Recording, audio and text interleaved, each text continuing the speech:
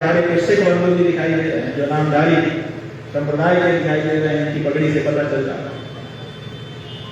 ये नामधारी सिखों का इतिहास अगर आप पढ़ेंगे तो आप 2-4 दिन तो सो नहीं सकेंगे। ऐसा उत्तम इतिहास। जब अंग्रेजों ने कतलखाने खोलने शुरू किए पंजाब में, तो गुरु गोविंद सिंह जी के मन में पीड़ा हुई। उन्होंने क्या करें सोचा और जा करके नैना देवी जी की आराधना की। नैना देवी जी प्रकट हो गई उनके सामने। कहा, बोल बेटा, मैं प्रसन्न हूं, क्या चाहता है? आप लोग इतिहास पढ़ते ही हैं, जानते होंगे। गोविंद सिंह जी ने यह नहीं कहा कि मुझे सोना दे दो, मुझे चांदी दे दो, मुझे घर दे दो, मकान दे दो। गुरु गोविंद सिंह जी ने क्या कहा? ऐसे थोड़े लोग पूज रहे हैं। पूजने के लिए वो बात चाहिए व्यक्ति में, जिसमें जो बात होती है उसकी पूजा होती है। गुणा पूजा स्वामी गुण श्री नच लिंगम नच दया। जिसकी हम पूजा कर रहे हैं उसकी पूजा में उसकी आयु, उसका रंग रूप कारण नहीं होता, उसकी जाति भी कारण नहीं होती, उसके गुण कारण होते हैं। किसी गुण के कारण कोई व्यक्ति पूजनीय होता है और किसी दोष के कारण कोई व्यक्ति अपमान के योग्य होता है। इसलिए गुणी बनो। ये मत सोचो कि मैं किस जाति में पैदा हुआ हूँ, ये मत सोचो कि मैं किस देश में पैदा हुआ हूँ, ये मत सोचो कि मैं गरीब हूँ कि अमीर हूँ। ये सोचो कि मेरे अंदर गुण कितने हैं। अगर गुण होंगे तो सारा संसार पूजा करने के लिए बाध्य। गोविंद सिंह जी महाराज ने हाथ जोड़ करके कहा, मां अगर तू प्रसन्न है तो यही वरदान दे कि तुरंत को खपाना। सबसे पहला वरदान दो कि तुरंत को खपा दो और गऊ घात का दुख जगत से मिटाना। गऊ घात का जो दुख है इस पूरे संसार में व्याप्त हो रहा है, सबके हृदय में ये दुख है, इसको मिटाने की शक्ति हमको प्रदान करो। उन्हीं गुरु गोविंद सिंह जी के द्वारा प्रेरित होकर के सिख समुदाय अस्तित्व में आया। क्यों? क्योंकि उन्होंने कहा कि बलिदानियों की हमको जरूरत है, भीड़ की हमको जरूरत नहीं है। जो हमको अपना सब कुछ देना चाहे वो आए। तो 5 लाख लोग इकट्ठा हुए उनके आगमन। उस समय देश देशांतर से चल करके लोग पैदल गए, बैलगाड़ियों में गए, जिसको जो मौका मिला पहुंच गया। और फिर उन्होंने कहा कि देवी बलिदान मांग रही है, तो बलिदान कराना चाहे वो आए, नंगी तलवार लेकर। वो तलवार देवी जी ने उनको दी थी। तो ये आया आगे, उसने कहा मेरा बलिदान दे दीजिए अगर हिंदू समाज रक्षित होता है। ले गए उसको अंदर, आवाज आई खट की, और फिर बाहर आए तो तलवार से लाल लाल खून चू रहा। लोगों ने समझ लिया कि उसको ले जाके बलिदान कर दिया। गुरु गोविंद सिंह जी तलवार उठा करके बोले कि देवी कहती है और बलिदान चाहिए, आप में से कौन है? तो एक और खड़ा हुआ, उसने कहा मेरा बलिदान कर दीजिए, मैं हिंदू समाज के लिए बलिदान देने को तैयार हूं। फिर तीसरा, फिर चौथा, फिर पांचों को अंदर ले गए। खट की आवाज आई और बाहर आए छूता हुआ लाल लाल। फिर बोले अगर देवी और वरदान चाहती है, 5 लाख लोग इकट्ठा थे बंधुओं। जब 5 लोगों के बाद छकने के लिए पुकार लगाई तो कोई आगे नहीं आया। 3 बार आवाज लगाई गुरु गोविंद सिंह जी ने।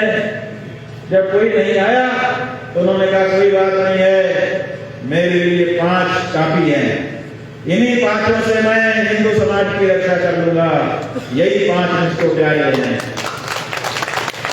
आज भी जहां भी सिख संगत दिखाई देगी आपको, जब भी कोई शोभा यात्रा निकलेगी, सबसे पहले वही 5 प्यारे प्रतीक रूप में निकलते हैं। क्यों? क्योंकि वो हिंदू समाज के लिए अपना सर्वस्व देने के लिए तैयार है। जब ऐसे बलिदानी लोग सामने आते हैं तो इतिहास बदल जाया करता है। बंधुओं, हमारे हिंदू का सिख नामधारी, इन्होंने देखा कि कत्लखाना खुल गया है, नोटिस दे दी कि बंद करो, नहीं तो हम बंद करा देंगे। नहीं माने, सीधे पहुंच गए। जाकर के जितने वहां पर कसाई थे सबको मार दिया, कत्लखाना बंद कर दिया। अंग्रेज आगे सेना लेकर के पकड़ लिया, तोप लगा दी। 40 नामधारी सिखों को तो उसके सामने खड़ा करके उड़ा दिया गया गौ रक्षा के लिए। बंधुओं, इतना सुनने से ही कलेजा फट जाता है। लेकिन अभी कहानी और आगे बढ़ती है। एक पूरा सिख छोटे करता है, अभी ज्यादा उम्र नहीं थी। जो तोप का गोला था वो ऊपर से निकल गया, 40 तो चिथड़े चिथड़े उड़ गए, वो अकेला बच गया। अंग्रेजों ने कहा भाग गया, तू बच गया। उसने कहा ये कैसे हो सकता है, जहां जिस रास्ते में मेरे पूर्वजों ने अपना प्राण दे दिया उस रास्ते को छोड़ करके भागना मैं स्वीकार नहीं करता, मुझे उड़ाओ। उन्होंने कहा कि हमारी तोप का जो रेंज है कोई इतने नीचे नहीं जाएगा। आपको सुन करके पता नहीं कौन सा भाव आएगा। हमारा तो रोमांच खड़े हो गए थे जब हमने पहली बार ये घटना पढ़ी थी। उस फूका सिख ने सीमेंट की बोरियां ला ला करके उसकी छवि लगा दी और उसके ऊपर खड़ा होकर के सीना तान दिया, बोला बुला लो। और अंग्रेजों ने दया नहीं दिखाई, तोप का गोला चला, वो फूका सिख वो तो छितरा गया, उसके टुकड़े टुकड़े होकर के वायुमंडल में व्याप्त हो गए। लेकिन उसके एक एक शरीर के एक एक टुकड़े आज हमारे हृदय से आकर के लगे हुए हैं और हमको प्रेरणा दे रहे हैं कि अगर गौ माता के लिए जरूरत पड़े तो तुम भी उसी रास्ते में जाकर के अपना बलिदान कर देना, लेकिन गौ माता के प्राण और उसकी सुरक्षा है। बंधुओं, अब ये समय आ गया, हमारा ही वोट लेकर के हमारी ही सरकारें हमारी ही माँ की बोटी बोटी काट रही है, पैकेट में लपेट करके विदेशों में एक्सपोर्ट कर रही हैं और पैसा कमा रही हैं।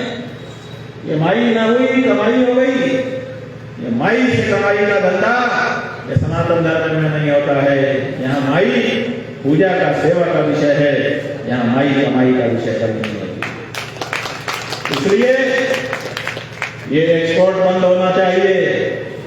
हम यात्रा अभी आरंभ किए हुए हैं, ये यात्रा हमारी पूरी होगी, फिर हम लोग विचार करेंगे कि जहां से ये एक्सपोर्ट हो रहा है उस बिल्डिंग को घेर दिया जाए। एक्सपोर्ट नहीं होगा। हमारी गाय का मांस इसी तरह से जहां जहां स्लॉटर हाउस खुले हुए हैं उनको घेरना पड़ेगा।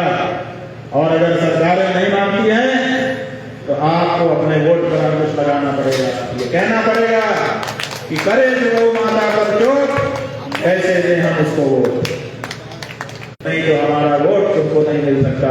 पार्टी कोई भी हो, हम कोई पार्टी नहीं बना रहे हैं। हम चाहें तो गाय पार्टी बना सकते हैं। गाय पार्टी बनाएंगे तो लोग आप लोग वोट दोगे, हम जब समझाएंगे बात को। लेकिन हम गाय पार्टी नहीं बना रहे हैं। क्यों नहीं बना रहे हैं? क्योंकि हम पार्टी बनाएंगे तो वो भी 4 दिन के बाद इन्हीं के जैसी हो जाएगी। ये जो पार्टियां हैं कि गाय के बिना हमको वोट नहीं मिलेगा, तो क्या कांग्रेस, क्या भाजपा और क्या कोई दूसरा दल सब गाय का सिंह लगा के आपके घर के सामने आएंगे कि हम तो गाय के बड़े भक्त हैं, हम तो बछड़ा ही ऐसे घंटों होने की क्या बात। आप अपने आप की ताकत पहचानिए, अपने घर के बाहर बोर्ड लगा दीजिए जब वोट का समय आए, ये हिंदू घर है, कृपया हमारा जो राजा हो वो हमारी भावना को, हमारी संस्कृति को, हमारी सभ्यता को समझने वाला हो। गाय के साथ फोटो खिंचवाने का अधिकार उसको है जो गाय के मांस को ना बेचता हो और गाय के मांस के बेचने की निंदा करता हो। इसलिए दिखावा कुछ और करो और काम कुछ और करो, ये ठीक नहीं है। हम भारतीय जनता पार्टी डालते हैं, दुपट्टा उड़ाते हैं, ये दोनों चीजें एक साथ नहीं चलती हैं। दुई को छोड़ दे एक रंग हो जा, सरासर मोम हो जा, संग हो जा। ये दुई नहीं चलेगी, एक रंग बनना पड़ेगा, जो हो साफ बताओ।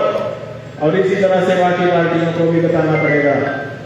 हम हिंदुओं का वोट लेकर हमारी ही आस्था का प्रतीक गौ माता पर चोट करना बिल्कुल सही नहीं है। हम गौ को राज्य माता घोषित करते हैं। आप पधारी, तो हम गए मुंबई, जा करके हमने वहां पर उनके द्वारा दिया गया जो प्रस्ताव का पत्र है उसको स्वीकार किया, उनको आशीर्वाद प्रदान किया और कहा कि 78 साल के इस लंबे भारत के चुनावी कार्यकाल में ये पहला एक ऐसा व्यक्ति पैदा हुआ जिसने कम से कम गाय को मां कहकर के पुकारा। संकेतों की भावना की उपेक्षा कोई भी पार्टी न करे।